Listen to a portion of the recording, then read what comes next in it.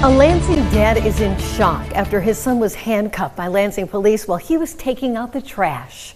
It's our top story tonight at 6. Thanks for joining us. I'm Sherry Jones. And I'm Siobhan Klepfer. The video of the incident has been seen millions of times, and Lansing police are calling this a case of wrong place, wrong time. The father of the young boy in the video says he's not happy with the explanation. And our Jeff Sanchez has more on what led up to this video and what else Lansing police officials are saying tonight.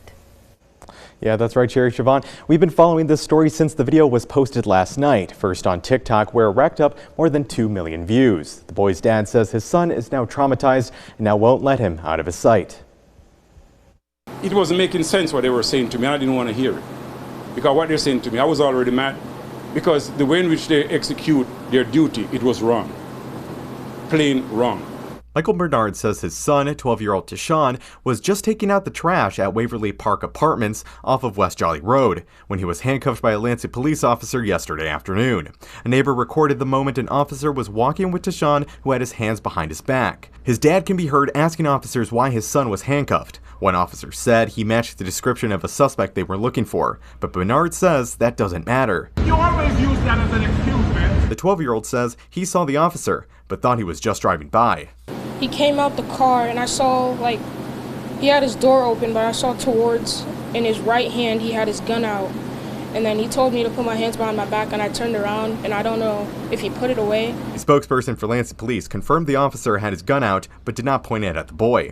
In a statement, LPD officials say officers were investigating a string of Kia thefts on a portion of West Jolly Road with multiple suspects.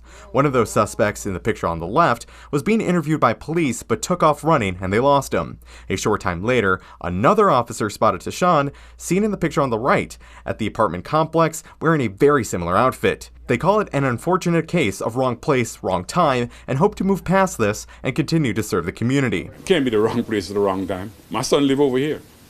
What's going to be the wrong place? Bernard says it's hard to watch the video of the ordeal, something he calls a bleak lesson. I let him know the world you live in and the country you live in and the people you'll be dealing with. So be a man and be strong. Now, the family has contacted a lawyer. Earlier today, Lansing Police Chief Ellery Sosby released a statement saying, in part, "I want to apologize that this incident had such an effect on this young man and his family. I'm asking for the community to consider all the facts of the situation before making a judgment." Back to you.